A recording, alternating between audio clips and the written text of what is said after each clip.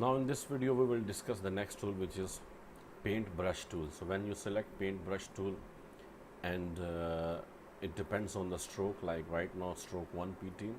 So if you create something like this, you can see, and after when you will leave your finger from the mouse, you can see it will become smooth, see.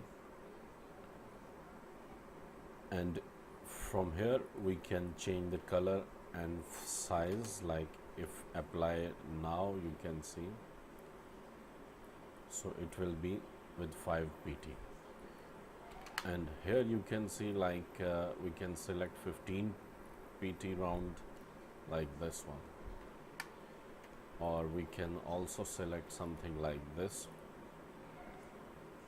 So this is especially like if you want to make calligraphy, it will come in later lectures. I will show you that how we can create. So especially for that purpose also we can use for calligraphy.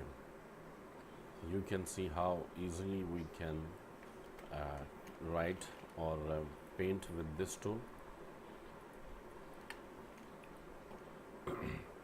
And opacity also we can reduce or increase.